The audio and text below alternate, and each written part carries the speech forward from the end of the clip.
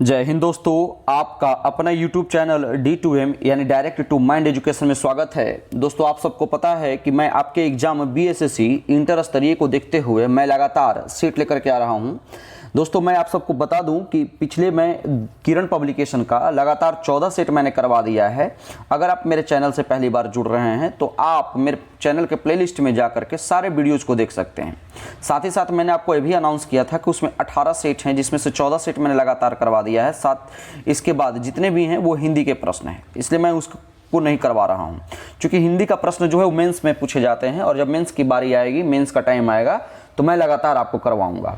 अब मैं यहां से एक नया बुक आपके लेकर के आया हूं, जो कि रुक्मणी पब्लिकेशन का बुक है, यानी द प्लेटफॉर्म का बुक है, जिसमें 24 सेट है। ये सेट का सीरीज यहां से भी ये लगातार होगा और ये प्रैक्टिस सेट 1 है। तो अगर आप मेरे चैनल से पहली बार जुड़ रहे हैं तो आप जुड़िए और इस सारे प्रश्नों को देखिए। आइए हम एक एक करके प्रश्नों को शुरू करेंगे। यहाँ से हम लोग लगातार प्रश्नों को देखेंगे और प्रश्न संख्या हम लोग 1 देखेंगे। प्रश्न संख्या 1 क्या कहता है कि 16वीं शताब्दी में किस भारतीय शासक ने चांदी का सिक्का जारी किया और इसे रुपए का नाम दिया? तो किस शासक ने? आपका ऑप्शन दिया हुआ है शेरशाह सूरी है, कृष्णदेवराय ने, अकबर ने, हेमू ने। तो इसका जो करेक्ट आंसर हो जाएगा ऑप्शन नंबर 1, शेरशाह सूरी ने जो है 16वीं शताब्दी में चांदी का रुपया सिक्का जारी किया और उसका नाम जो है क्या दिया? उसका नाम रुपया दे दिया था। इस चीज को ध्यान में रखेंगे। साथ ही साथ क्या था कि शेरशाह सूरी ने 178 ग्राम ग्रेन का चांदी का रुपया चालू किया था। कितना? 178 ग्राम, ठीक है, जो कि सॉरी ग्राम नहीं, ग्रेन, माफ कीजिएगा, ग्रेन है, ठीक है। 178 ग्रेन का जो था ना वो चांदी का रुपया था, जब 380 ग्रेन का जो था वो तांबे का दाम चलवाया था। इस चीज को ध्यान में रखेंगे। शेरशाह सूरी एक और इंपॉर्टेंट हम आपको बता दें शेरशाह सूरी से बात कि शेरशाह सूरी का बचपन का नाम क्या था? तो अगर शेरशाह सूरी की बचपन के नाम पूछते हैं तो इसका नाम आएगा फरीद खां।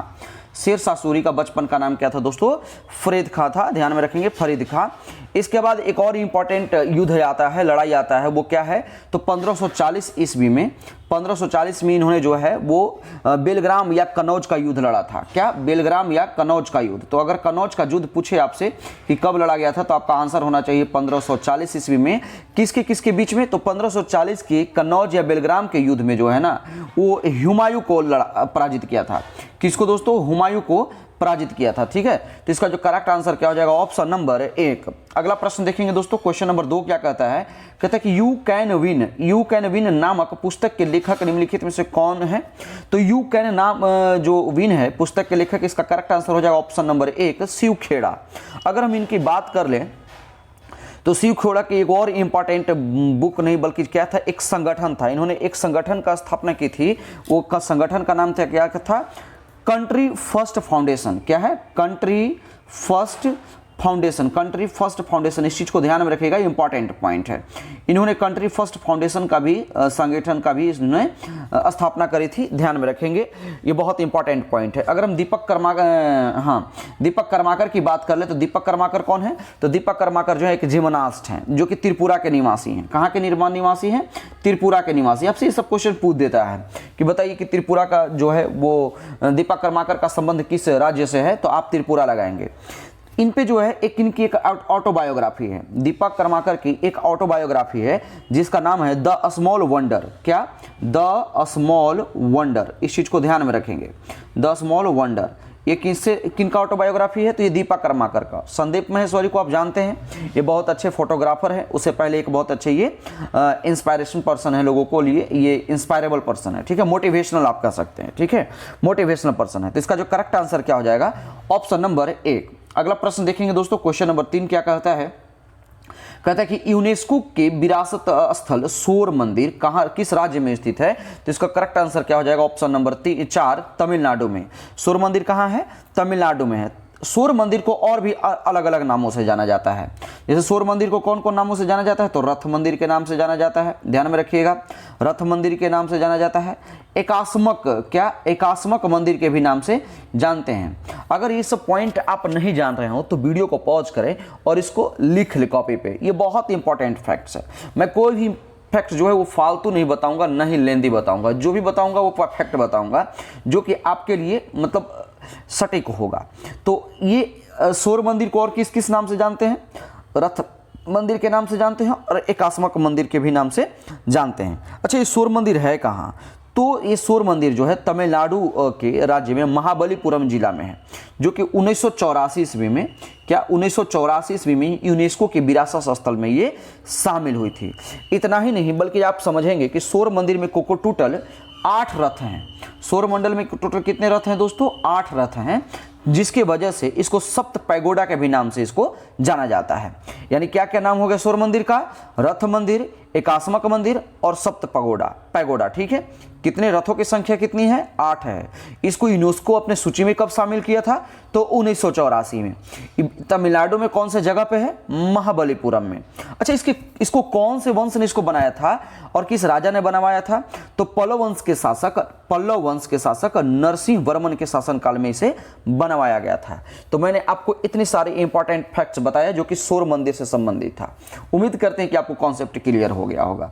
अगला प्रश्न देखेंगे दोस्तों, कहता है कि भारतीय संविधान के केंद्र को यानी कितने प्रकार की निधियां प्रदान है? तो 4 का जो करेक्ट आंसर हो जाएगा ऑप्शन नंबर 3। अच्छा, कौन कौन सी निधियां प्राप्त है दोस्तों? तो ध्यान में रखेंगे, एक भारत की संचित निधि है। क्या? भारत की संचित निधि अनुच्छेद 266 के तहत, यानी अनुच्छेद 266 के तहत भारत की संचित निधि।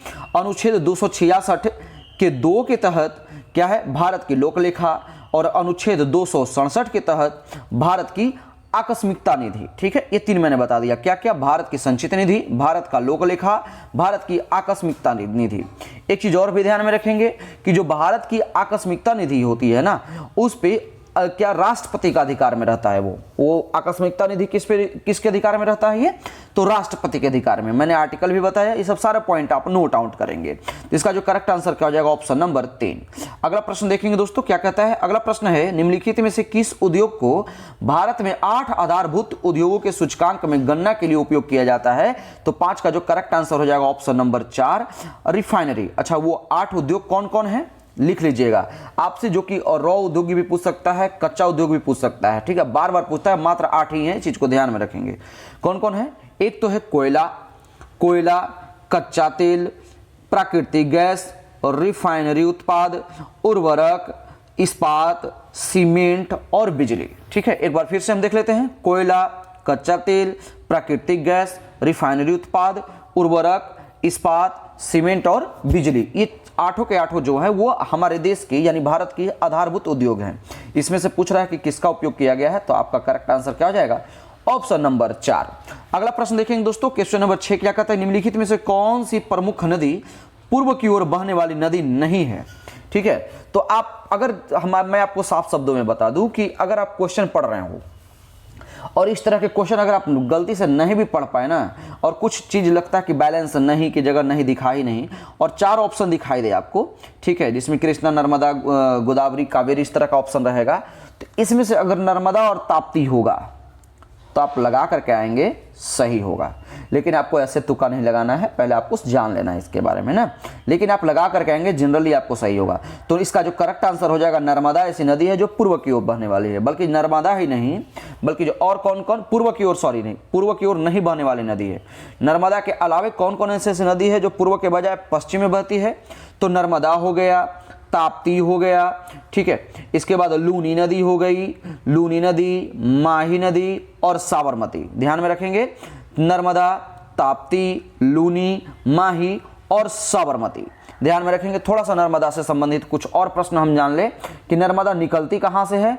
तो नर्मदा नदी जो है वो मध्य प्रदेश के यानी एमपी के अमरकंटक से निकलती है। कहां से? अमरकंटक से निकलती है और गुजरात से होकर के खंबात की खाड़ी में गिर जाती है। कहां गिरती है ये? खंबात की खाड़ी में गिरती है। ये ना कि अरेबियन सी में गिरती है और ना ही बे ऑफ बंगाल में, बल्कि कहां? खंबात की खाड़ी में गिर जाती है। अच्छा, ये जो नर्मदा नदी है वो किन किन दो पर्वत के बीच में बहती है? तो विंध्य और सतपुड़ा जो पर्वत है उनके बीच में बहने वाली नदी है। इस चीज को ध्यान में रखेंगे, ठीक है। अगर मैं आपसे एक सवाल आपको छोड़ रहा हूं मैं कि नर्मदा नदी की सबसे लंबी सहायक नदी कौन है, इसका मुझे आंसर आप कमेंट बॉक्स में देंगे। नर्मदा नदी की सबसे लंबी सहायक नदी कौन है? ठीक है, तो इसका जो करेक्ट आंसर हो जाएगा ऑप्शन नंबर 2 हो जाएगा, नर्मदा नदी। अगला प्रश्न देखेंगे दोस्तों, क्वेश्चन नंबर 7 क्या कहता है? नई लोक सेवा निर्वाचित होने के उपरांत वर्तमान लोकसभा के अंतिम सत्र हेतु निम्नलिखित में से कौन सा शब्द का प्रयोग किया जाता है? तो इसका करेक्ट आंसर हो जाएगा ऑप्शन नंबर 2 लेम डेक। ठीक है, इसका किसका तो ध्यान में रखेंगे, नई लोकसभा निर्वाचित होने के उपरांत वर्तमान लोकसभा के अंतरिम सत्र हेतु लेम डेक शब्द का प्रयोग किया जाता है। ठीक है, एक वर्ड है इसमें कोरम। अच्छा, ये कोरम क्या होता है? तो कोरम क्या होता है? तो कोरम प्रत्येक सदन में पीठासीन अधिकारी, क्या है? पीठासीन अधिकारी, यानी जितने अधिकारी उसमें अवेलेबल होते हैं समेत कुल सदस्यों का ये 10वां भाग होना चाहिए, यानी 1/10। ठीक है, एक कोरम को बताता है। एक है इसमें प्रोटेम स्पीकर। तो प्रोटेम स्पीकर क्या होता है? तो पहले मैं आपको बता दूं कि लोकसभा और विधानसभा के लिए अस्थायी अध्यक्ष, क्या अस्थायी अध्यक्ष के लिए प्रोटेम शब्द का प्रयोग किया जाता है, जबकि प्रोटेम स्पीकर की जो नियुक्ति होता है वो केंद्र में कौन करता है?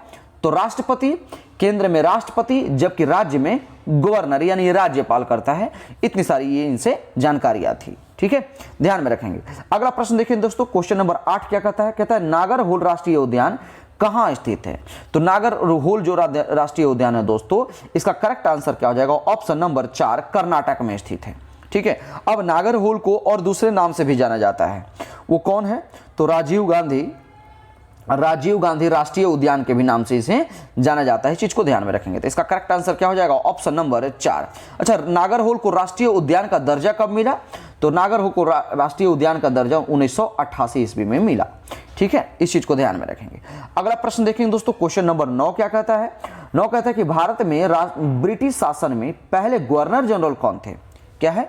भारत में ब्रिटिश शासन में पहले गवर्नर जनरल कौन थे? तो इसका जो करेक्ट आंसर क्या हो जाएगा? Option number 2 Warren Hastings. अगर इनके हम सेशन की बात कर लें तो 1772 से लेकर के 1784 से 85 ईस्वी तक के बीच में ये इन्होंने रहा था। ठीक है, इस चीज को ध्यान में रखेंगे। वारेन हेस्टिंग्स जो है ना 1781 ईस्वी में, इंपॉर्टेंट फैक्ट्स जान लेंगे, 1781 ईस्वी में कलकत्ता मदरसा की, क्या? कलकत्ता मदरसा की इन्होंने स्थापना करी थी। इस चीज को ध्यान में रखिएगा। ठीक है, साथ ही साथ 1773 का जो रेगुलेटिंग एक्ट था ये वारेन हेस्टिंग्स के समय ही बनाया गया था, है ना। यानी आप समझ लीजिएगा कि, माफ कीजिएगा दोस्तों, ये चीज समझेंगे कि वारेन हेस्टिंग्स को बंगाल का गवर्नर जनरल जो है वो 1773 के रेगुलेटिंग एक्ट के तहत इनको जो है बनाया गया था। ध्यान में रखेंगे। तो ये आपको पॉइंट क्लियर हो गया होगा, हम समझते हैं। अगला प्रश्न, तो इसका करेक्ट आंसर क्या हो जाएगा? Option number 2। अगला प्रश्न क्या है दोस्तों? अगला प्रश्न कहता है कि भारतीय संविधान का निम्नलिखित में से कौन सा अनुच्छेद राष्ट्रपति पर महाभियोग हेतु प्रक्रिया का प्रावधान है? तो मैं आपको इससे पहले बता दूं कि अगर आप मेरे 14 चैनल सेट को नहीं देखे हैं तो सारे सेट को देखिए।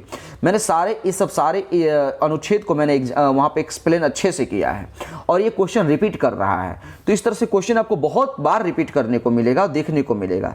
तो आप क्वेश्चन को अच्छे से देखिए। ठीक है, तो कह रहे हैं कि राष्ट्रपति पर महाभियोग किस आर्टिकल के तहत लगाया जाता है? तो इसका जो करेक्ट आंसर हो जाएगा ऑप्शन नंबर 3 अनुच्छेद 61 के तहत लगाया जाता है। इस चीज को ध्यान में रखेंगे।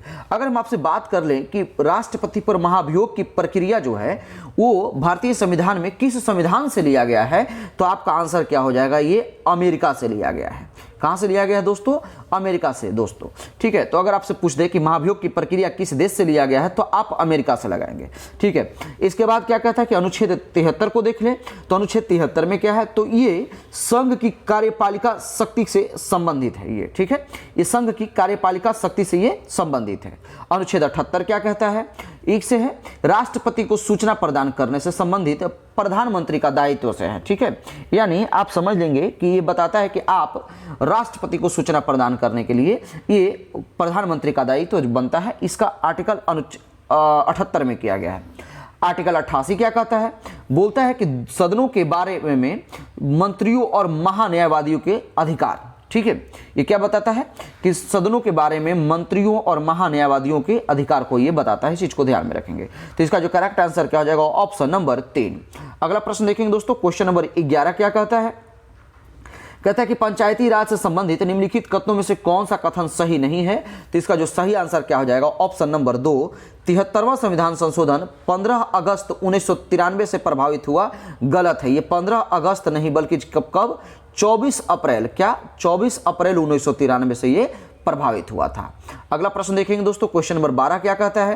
क्वेश्चन नंबर 12 कहता है कि बिहार के गांवों तक वैज्ञानिक खेती को प्रभाव हुई एवं गहरी पहुंच के लिए कौन योजना प्रारंभ किया गया है। तो इसका जो सही आंसर हो जाएगा 12 का ऑप्शन नंबर 2, मेरा गांव मेरा गौरव। अगला प्रश्न देखेंगे दोस्तों, क्वेश्चन नंबर अब आपको मिलेगा यहां से सीधा 13 नंबर, 12 के बाद 13वां प्रश्न देखेंगे। 13वां प्रश्न कहता है भारत दुनिया के कुल भौगोलिक क्षेत्रफल का कितना प्रतिशत भाग यानी निकटतम पूर्ण संख्या तक है। यानी पूछ रहा है कि भारत में कुल कितना क्षेत्रफल है। ठीक है, तो ऐसे तो इसका जो करेक्ट आंसर हो जाएगा वो 2.42 होना चाहिए। ठीक है, कितना 2.42%। लेकिन आपसे पूछ रहा है कि निकटतम बताइए, तो आपका करेक्ट आंसर क्या आ जाएगा, ऑप्शन नंबर ए। ठीक है, 2%। अच्छा, अगर हम आपसे पूछ ले कि सबसे बड़ा क्षेत्रफल के हिसाब से बताइए, तो रूस हो जाएगा, कनाडा हो जाएगा, यूएसए हो जाएगा, चाइना हो जाएगा, ठीक है, रसिया हो जाएगा, कनाडा हो जाएगा, यूएसए हो जाएगा, इसके बाद क्या हो जाएगा दोस्तों, चाइना हो जाएगा, फिर ब्राजील हो जाएगा, और इसके बाद ऑस्ट्रेलिया, फिर लास्ट में जो है 7वें नंबर पे भारत आता है। कितने नंबर पे भारत आता है दोस्तों, 7वें नंबर पे क्षेत्रफल की दृष्टि से ये आता है। इस चीज को ध्यान में रखेंगे। अगला प्रश्न देखेंगे दोस्तों, क्वेश्चन नंबर 14 क्या कहता है। कहता है कि टू लाइफ्स पुस्तक के लेखक कौन है। क्या है, टू लाइफ्स पुस्तक के लेखक कौन है। तो इसका जो करेक्ट आंसर हो जाएगा ऑप्शन नंबर 4, विक्रम सेठ। कौन, विक्रम सेठ।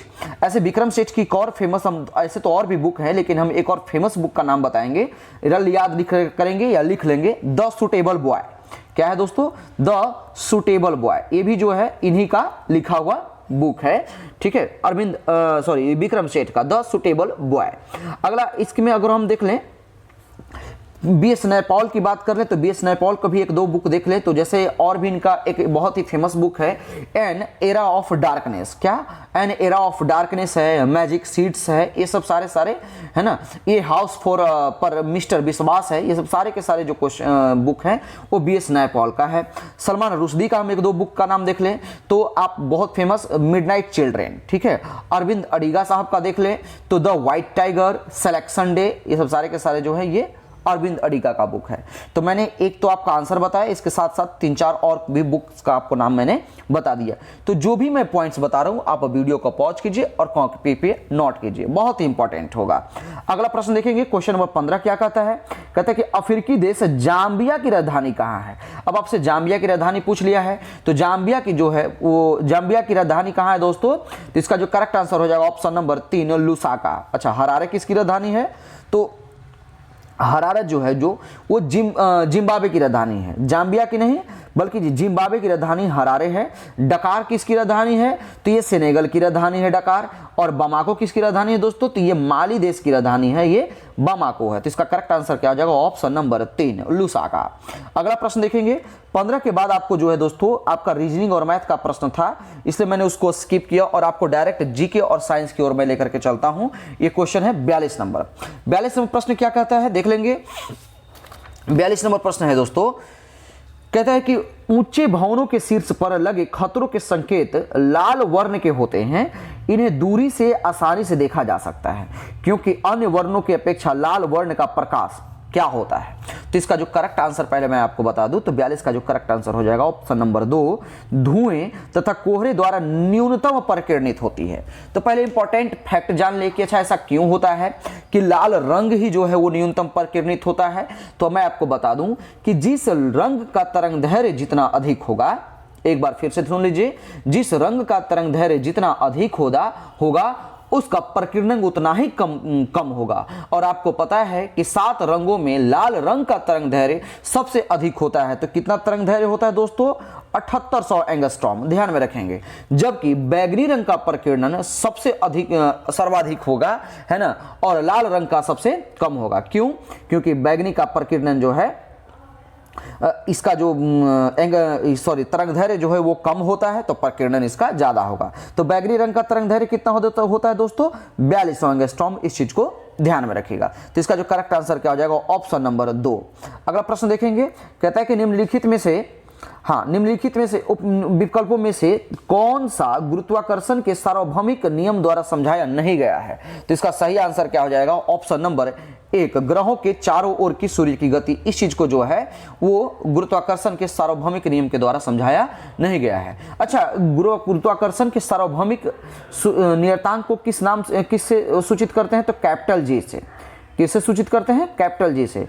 अगर हम आपका इससे वैल्यू पूछ लें कि कैपिटल जी का वैल्यू क्या होता है, तो इसका आप आंसर लगाएंगे 6.67 इंटू 10⁻11 न्यूटन मीटर स्क्वायर पर केजी स्क्वायर। इस चीज को ध्यान में रखेंगे।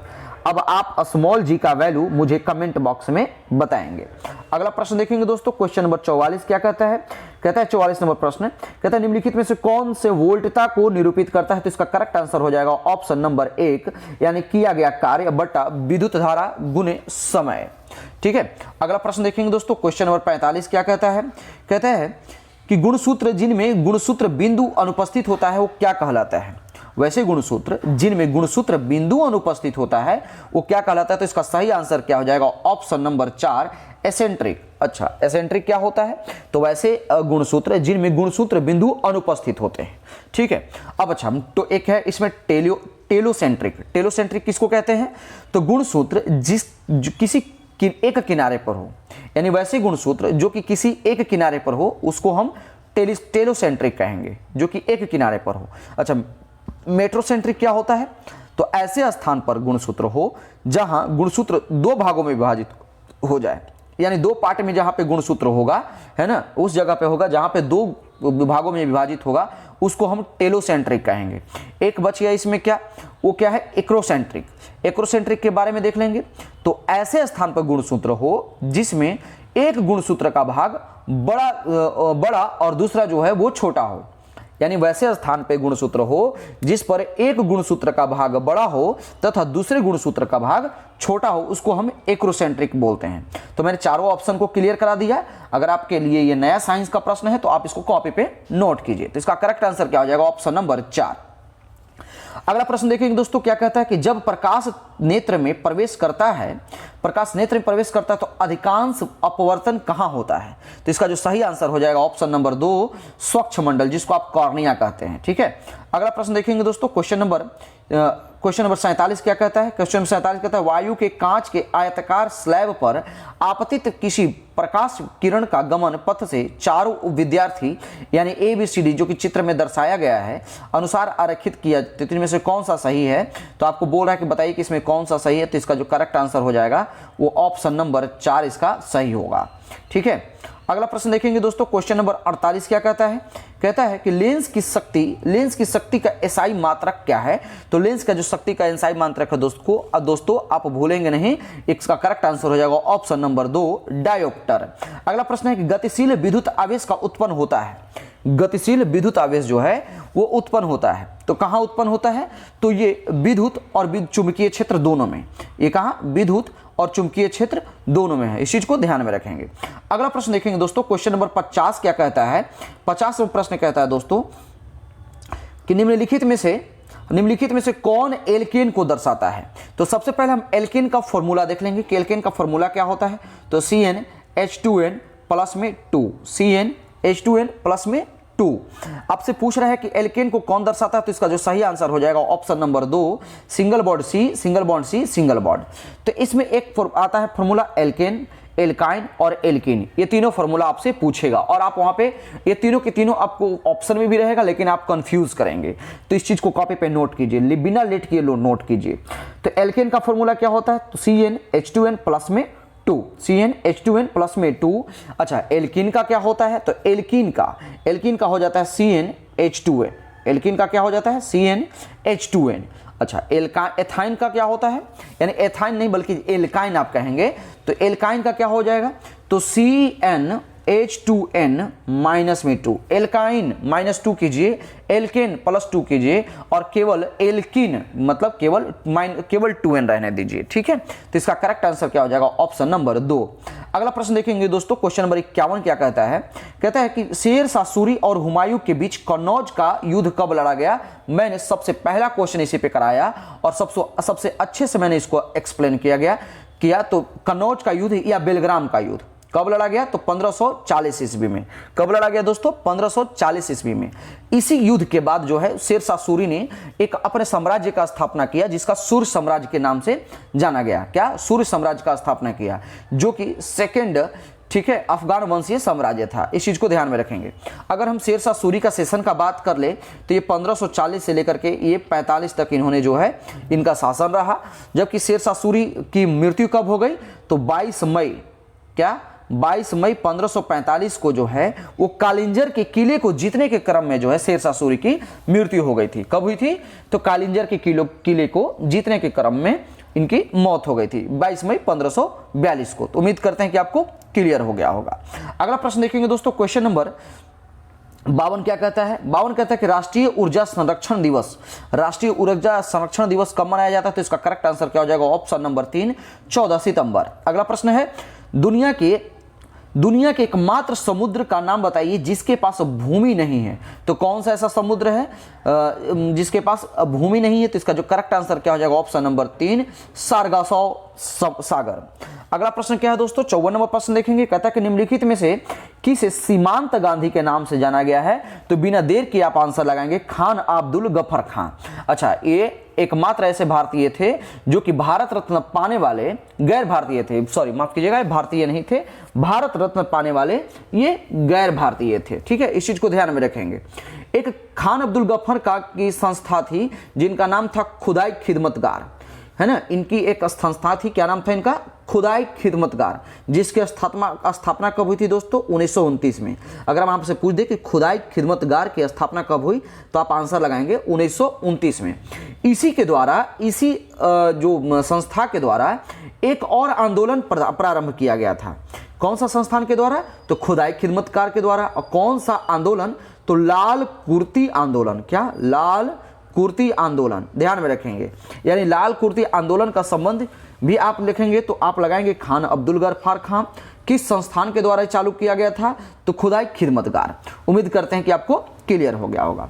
अगला प्रश्न देखेंगे दोस्तों, क्वेश्चन नंबर 55 क्या कहता है? 55 कहता है, दक्षिण अमेरिका के अर्जेंटीना एवं उरुग्वे में विस्तृत घास के मैदानों को जाना जाता है। तो इसका सही आंसर क्या हो जाएगा? ऑप्शन नंबर 1, पंपास के नाम से। यानी अमेरिका और अर्जेंटीना को पंपास के नाम से। अच्छा, प्रेरी जो है वो उत्तरी अमेरिका का है, ये किसका है? नॉर्थ अमेरिका का, ध्यान में रखेंगे। वेल्ड जो है, वेल्ड किसका है? तो ये साउथ अफ्रीका का है दोस्तों, ध्यान में रखेंगे। जबकि सवाना किसका है? तो ये अफ्रीकी महादेश में स्थित होता है, इस चीज को ध्यान में रखेंगे। तो इसका करेक्ट आंसर क्या हो जाएगा? Option number 1। अगला प्रश्न है, लैटिन अमेरिका के निम्नलिखित में से किस देश में जनसंख्या का घनत्व निम्नतम है? तो इसका सही आंसर क्या हो जाएगा? ऑप्शन नंबर 1, 56 का। और क्या हो जाएगा? ऑप्शन नंबर 1, ब्राजील में। अगला प्रश्न है, 1857 तक भारत के मुगल सम्राटों का लगभग 200 वर्ष तक निवास स्थान कहां रह चुका था? तो इसका जो करेक्ट आंसर हो जाएगा ऑप्शन नंबर 4, लाल किला। अच्छा, लाल किला जो है वो किसने बनवाया था? तो दिल्ली का जो लाल किला है वो शाहजहां ने बनवाया था।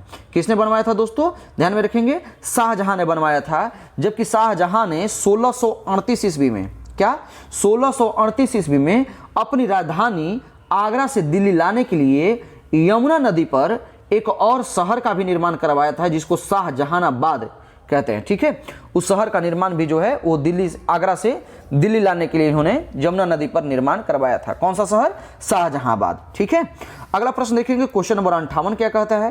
कहता है कि जनता द्वारा मुद्रा के रूप में अपने पास रखे गए धन और उसके द्वारा बैंक जमा धन के अनुपात को क्या कहते हैं? तो इसका जो करेक्ट आंसर हो जाएगा ऑप्शन नंबर 1, मुद्रा जमा पूंजी अनुपात। ठीक है, मुद्रा जमा अनुपात। अगला प्रश्न क्या कहते हो दोस्तों? कहता है कि इजराइल की मुद्रा क्या है? तो इजराइल की मुद्रा क्या है दोस्तों? Option number 1, new shackle. अगला प्रश्न है क्वेश्चन नंबर 60 देखेंगे। क्वेश्चन नंबर 60 कहता है, निम्नलिखित में से कपास के संबंध में कौन सा कथन सही नहीं है? तो 60 का जो करेक्ट आंसर क्या हो जाएगा? ऑप्शन नंबर 1, भारत में छोटे रेशे वाले कपास को सर्वाधिक उत्पादन होता है, ये गलत है। हम जरा उत्पादन के मामले में देख ले तो भारत में जो छोटे रेशे वाले कपास का जो उत्पादन किया जाता है मात्र 17% है। कितना है? 17% है। जबकि मध्यम रेशे वाली 44% है और सबसे लंबे रेशे वाले का 39% है। तो सबसे अधिक कौन उत्पादन किया गया? मध्यम रेशे वाले कपास का उत्पादन जो है भारत में अधिक किया गया है। ठीक है, बाकी सही है सब। भारत में गुजरात राज्य में प्रमुख कपास का उत्पादक है, ध्यान में रखेंगे। इसके बाद क्या कहता है कि कपास की खेती के लिए 50 से 100 सेंटीमीटर वर्षा आदर्श होती है, बिल्कुल सही है। इसकी पैदावार उपोष्ण एवं उष्णकटिबंधीय जलवायु प्रदेशों में होती है, बिल्कुल सही है। तो इसका जो करेक्ट आंसर हो जाएगा ऑप्शन नंबर 1। अगला प्रश्न देखेंगे दोस्तों, क्वेश्चन नंबर 61 क्या कहता है? कहता है कि भारतीय भूवैज्ञानिक सर्वेक्षण का मुख्यालय कहाँ स्थित है? तो इसका जो करेक्ट आंसर लगाएंगे ऑप्शन नंबर 2, कोलकाता में। अच्छा, इसकी स्थापना कब हुई थी? तो कोलकाता में इसकी स्थापना हुई थी 1851 ईस्वी में। अगला प्रश्न है क्वेश्चन नंबर 62 क्या कहता है? निम्नलिखित में से कौन सी नृत्य शैली राजस्थान से संबंधित नहीं है? राजस्थान से तो गणगौर तो बिल्कुल है, घूमर है, कलबेलिया है, लावनी जो है ये नहीं है। लावनी कहाँ का है? ये महाराष्ट्र का है, ध्यान में रखेंगे। अगला प्रश्न क्या है दोस्तों? क्वेश्चन नंबर 63 क्या कहता है? कहता है कि देवगढ़ का दशावतार मंदिर निम्नलिखित में से किस राज्य में स्थित है? क्या? देवगढ़ का दशावतार मंदिर। तो इसका जो करेक्ट आंसर आप लगाएंगे ऑप्शन नंबर कितना? 2। ऑप्शन नंबर 2, उत्तर प्रदेश में देवगढ़ का राजस्थान दशावतार मंदिर स्थित है। ठीक है, अगर हम इसमें बात कर लें कि ये देवगढ़ का जो दशावतार मंदिर है वो किस काल में बनाया गया था, तो ये गुप्त कालीन मंदिर है। किस तरह का मंदिर है? गुप्त कालीन मंदिर है, जिसमें नागर शैली की, ये नागर शैली का बनाया हुआ है। कौन सा शैली बना इसमें है? नागर शैली है, ध्यान में रखेंगे। अच्छा, इसमें पूछेंगे कि जो दशावतार मंदिर है ये किस भगवान को समर्पित है? तो आप लगाएंगे इसका आंसर विष्णु को, विष्णु भगवान को जो है ये मंदिर समर्पित है, ध्यान में रखेंगे।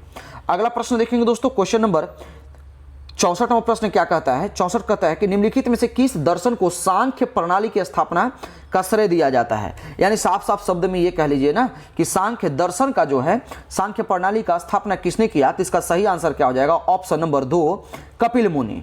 अच्छा, कपिल मुनि के बाद हम बात कर ले, इसके पहले हम और देख ले कि सांख्य की जब भी बात आता है तो सांख्य का यहाँ पे 2 अर्थ होता है। सांख्य यहाँ पे 2 चीज, यहाँ पे केवल सांख्य भी बोला है, तो सांख्य का 2 अर्थ होता है। पहला, एक तो संख्या और दूसरा समयक ज्ञान।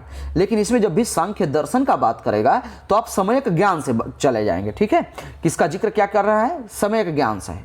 अच्छा, व्यास का बात कर रहे, कणाद मुनि की बात कर ले, तो कणाद मुनि जो है इन्होंने जो है वैश्विक दर्शन का स्थापना किया था, है ना। किसका श्रेय दिया जाता है? तो कणाद को वैशेषिक दर्शन के लिए दिया जाता है, जबकि गौतम को है न्याय दर्शन के लिए इनकी श्रेय इनको दिया जाता है। इस चीज को ध्यान में रखेंगे, यानी न्याय दर्शन गौतम, कणाद को वैशेषिक दर्शन और कपिल मुनि को जो है वो सांख्य दर्शन के लिए दिया जाता है। इस चीज को ध्यान में रखेंगे। अगला प्रश्न है क्वेश्चन नंबर 65 क्या कहता है? कहता है कि जब भारत स्वतंत्र हुआ उस समय भारतीय राष्ट्रीय कांग्रेस के अध्यक्ष कौन थे? इस चीज को ध्यान में रखेंगे। अब मैं इससे जो भी फैक्ट बताने जा रहा हूं वो बहुत ही इंपॉर्टेंट है। कहीं ना कहीं भारतीय राष्ट्रीय कांग्रेस का मैं ऑपरेशन कराने जा रहा हूं, ऑपरेशन करने जा रहा हूं, और ये इसको आप नोट करेंगे। ठीक है, इंपॉर्टेंट। तो सबसे पहला जो पॉइंट बनता है वो मैं ये बताऊंगा कि भारतीय राष्ट्रीय कांग्रेस की स्थापना कब और किसके अध्यक्षता में किया, किसने किया?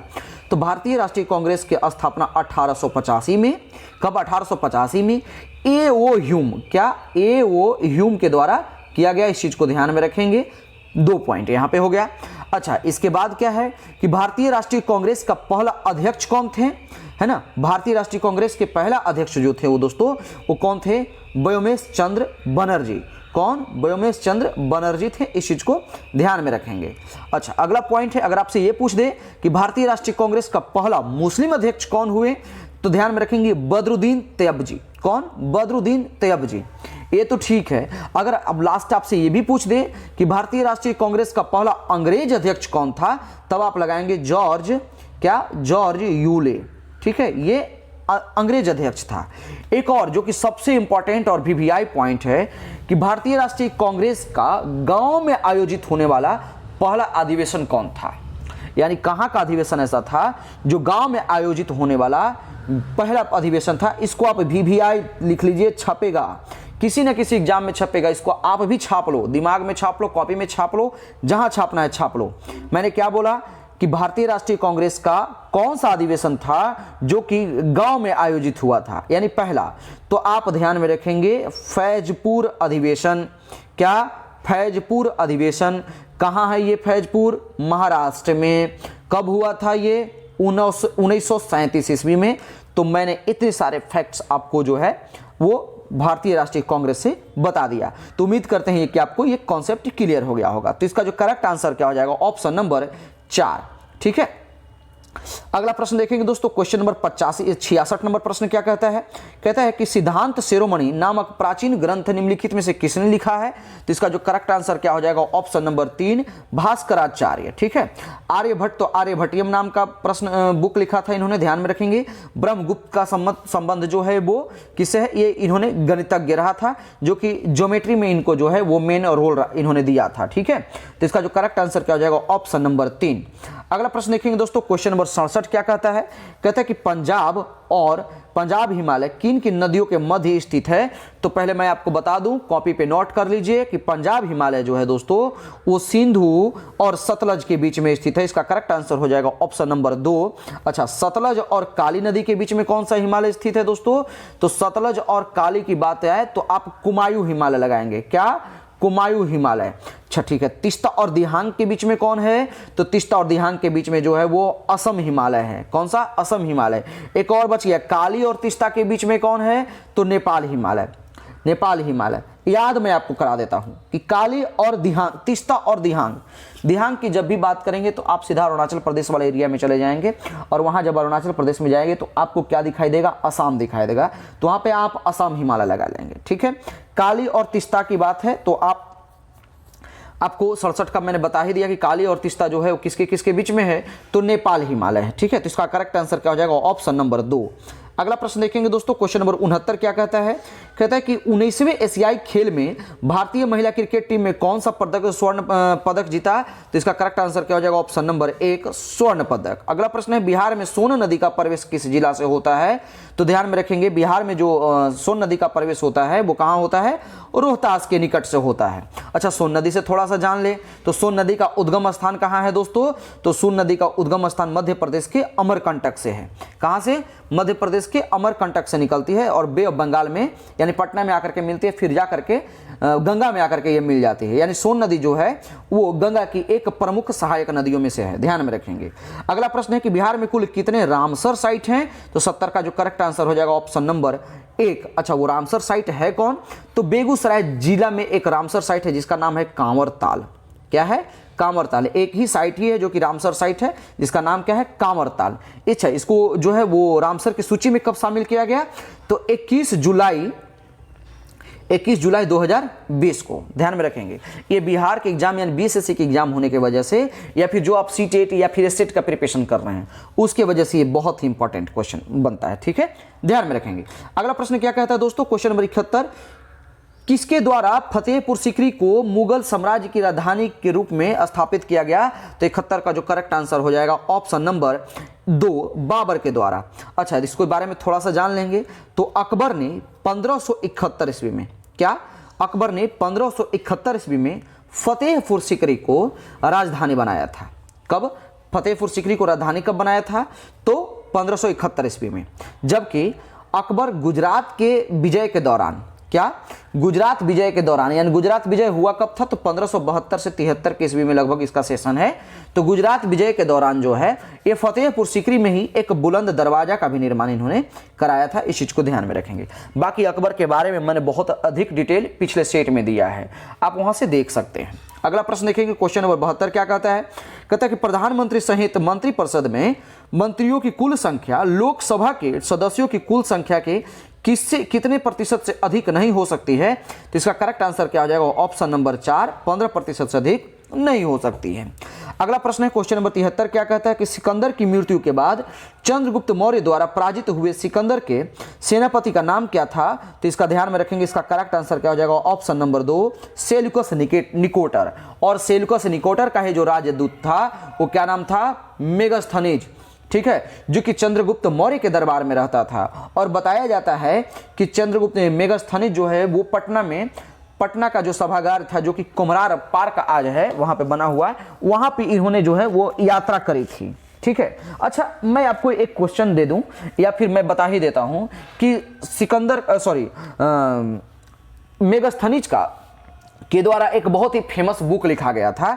उस बुक का नाम क्या था? तो उसका आंसर क्या हो जाएगा? उसका फेमस बुक का नाम था इंडिका। ध्यान में रखेंगे दोस्तों।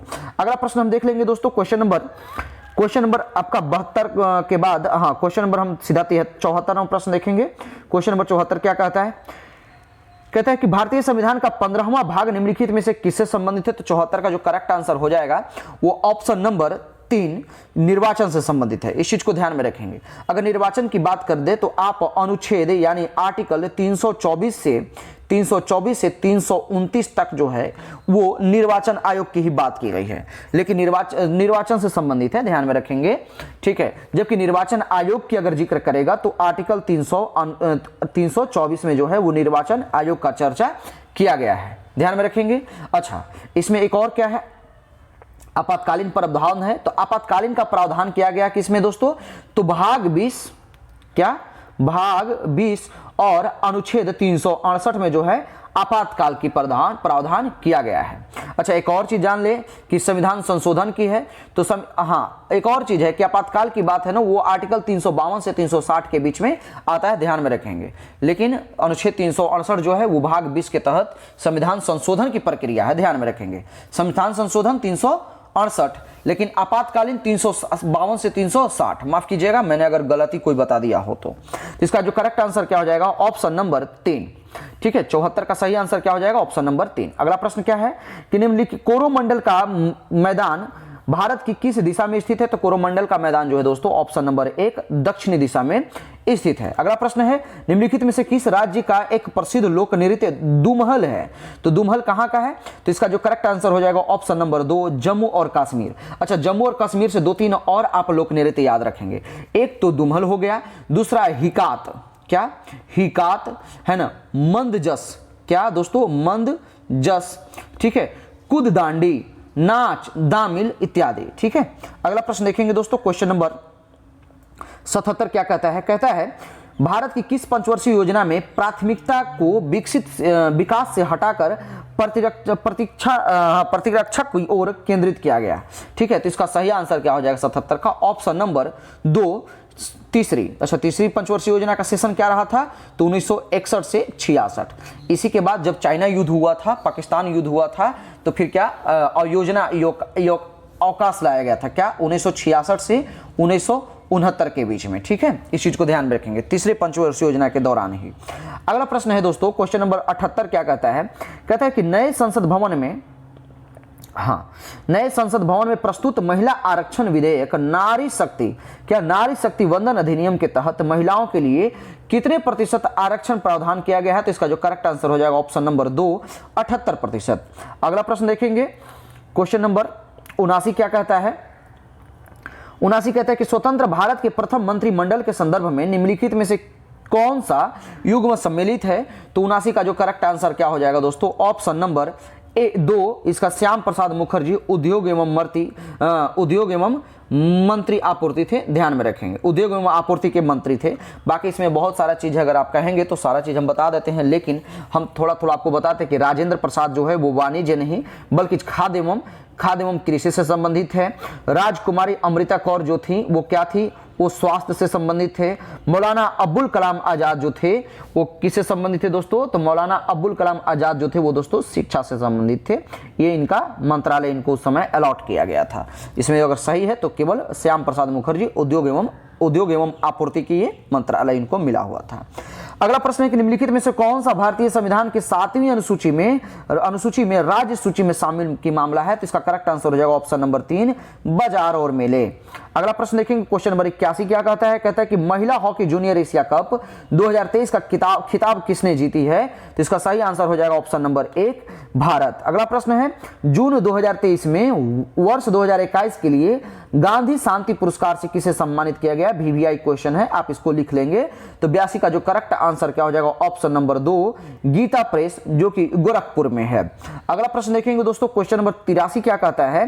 कहता है 2023 में इसरो द्वारा चंद्रमा पर अपना तीसरा मिशन चंद्रयान 3 किस रॉकेट से लॉन्च किया गया? तो इसका जो करेक्ट आंसर हो जाएगा 83 का ऑप्शन नंबर 2 LVM-3M4 से, क्या LVM-3M4 से। 84वां प्रश्न देखेंगे दोस्तों, क्या कहता है कि टोक्यो ओलंपिक 2020 का आदर्श वाक्य क्या था? तो टोक्यो ओलंपिक 2020 का आदर्श वाक्य क्या था दोस्तों? इसका करेक्ट आंसर हो जाएगा option number 2 United bye emotion. VVI question है, ध्यान में रखेंगे। आप एक चीज और ध्यान में रखेंगे कि G20 का अभी आदर्श वाक्य क्या था, आप इसका मुझे आंसर कमेंट बॉक्स में देंगे। इसलिए मैंने G20 बताया कि G20 शिखर सम्मेलन अभी भारत में ही समाप्त हुआ है, तो इस चीज को आपसे इससे क्वेश्चन पूछ सकता है।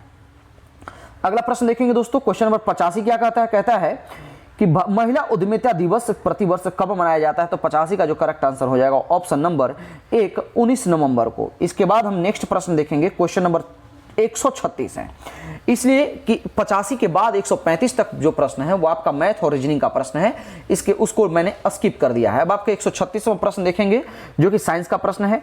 क्या कहता है कि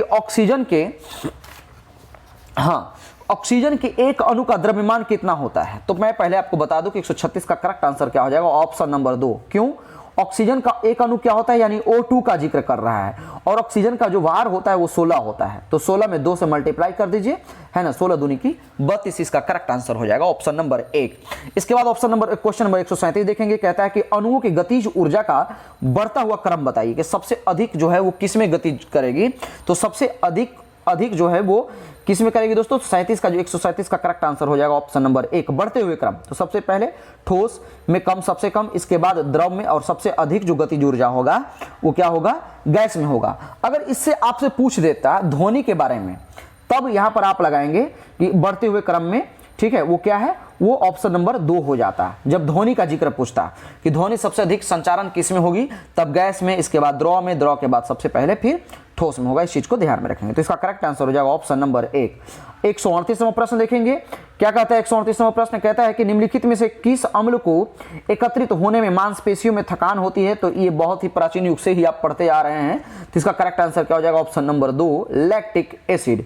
अगला प्रश्न है कि विसर्जन नली में कैथोड किरणों को उत्पन्न करने के लिए कौन सा वायुदाब सही है। तो इसका 139 का करेक्ट आंसर हो जाएगा ऑप्शन नंबर 4, 0.001 mmHg। अगला प्रश्न है दोस्तों, क्वेश्चन नंबर 140 क्या कहता है, कहता है कि निम्नलिखित में से कौन सा कथन गलत है। क्या है, तो अधातुएं धनायन होती है, पहले नंबर तो यही गलत है, धनायन नहीं बल्कि ऋणायन होती है, जो कि आगे मेंशन किया हुआ है। अधातुएं विद्युत की कुचालक होती है, बिल्कुल सही है। अधातुएं अम्लीय ऑक्साइड बनाती है, ये भी बिल्कुल सही है। इस चीज को ध्यान में रखेंगे। अगर हम थोड़ा सा और अलग फैक्ट जान ले और थोड़ा एक्स्ट्रा फैक्ट जान ले, तो आधुनिक आवर्त सारणी में आवर्तों की कुल संख्या कितनी है। तो आवर्तों की कुल संख्या जो है वो 7 है, जबकि वर्गों की कुल संख्या कितनी है, टोटल दोस्तों 18 है। और ये टोटल पीरियोडिक टेबल में, टोटल आवर्त सारणी में कुल अधातुओं कितनी है, अधातुओं की संख्या, इसलिए कि क्वेश्चन जो है वो अधातु से ही किया गया है। तो टोटल अधातु कितनी है, तो टोटल 22 अधातु हैं। कितने अधातु हैं, 22 अधातु हैं, जिसमें से 11 जो है वो गैसें हैं, 11 गैस हैं, एक द्रव है और 10 जो है वो दोस्तों वो ठोस हैं। ये सारे के सारे जो हैं ध्यान में रखेंगे, वो क्या है, अधातु है। इस चीज को आप उम्मीद करते हैं कि क्लियर हो गया होगा। क्वेश्चन नंबर हम 41 नंबर प्रश्न देखेंगे दोस्तों। 41 नंबर प्रश्न क्या कहता है, कहता है कि एक्टिनाइड श्रेणी में 14 तत्व हैं, ठीक है। निम्न में से कौन सा तत्व इस श्रेणी का सदस्य नहीं है। तो इसका जो करेक्ट आंसर हो जाएगा ऑप्शन नंबर 3, टीएम। टीएम का मतलब क्या होता है, थुलियम। थुलियम जो है वो एक्टिनाइड सदस्य का नहीं बल्कि क्या, लैक्टिनाइड सदस्य का ग्रुप है। इस चीज को तत्व है, इस चीज को ध्यान में रखेंगे, ठीक है। अगला प्रश्न है, निम्नलिखित में से कौन सा कथन या कौन से कथन जो है वो सही है। तो इसका जो सही आंसर क्या हो जाएगा दोस्तों, वो ध्यान में रखेंगे। मैं आपको बता दूं 142 का आंसर क्या हो जाएगा।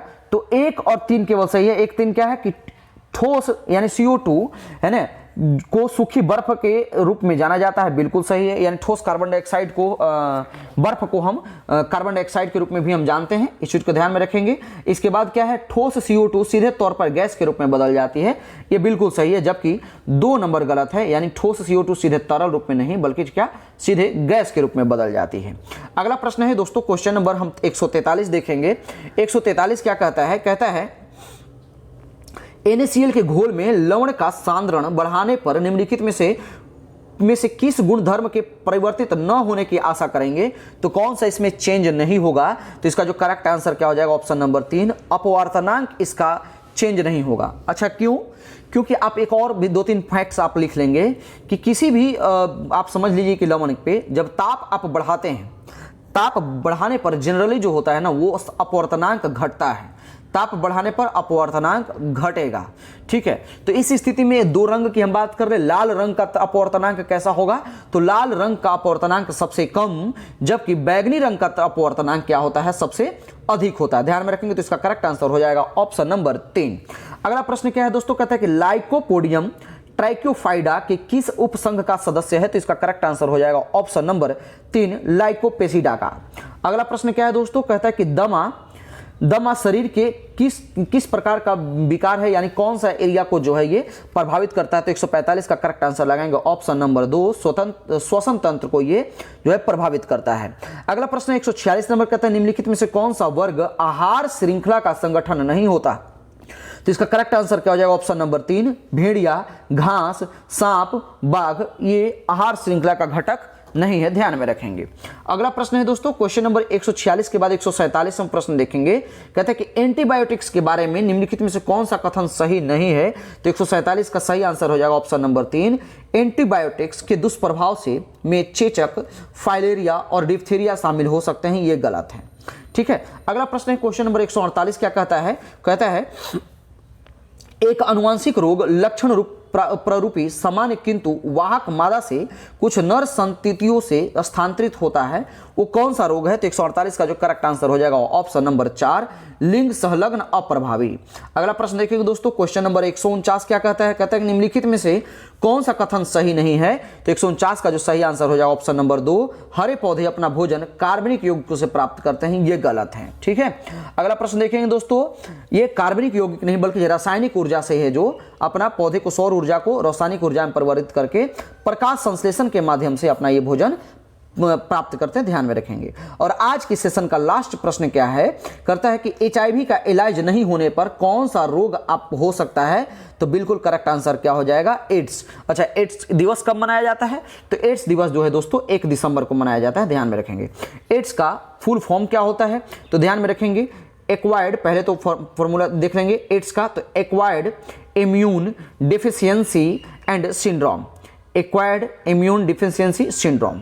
ठीक है, तो ये आज का सेट का टोटल 150 क्वेश्चन में सारे जीके और साइंस के प्रश्न थे। उम्मीद करते हैं कि आपको सेशन पसंद आया होगा। अगर सेशन पसंद आए तो आप लाइक करें, सब्सक्राइब करें और शेयर करें। अगला सेट हम कल लेकर के आएंगे। धन्यवाद।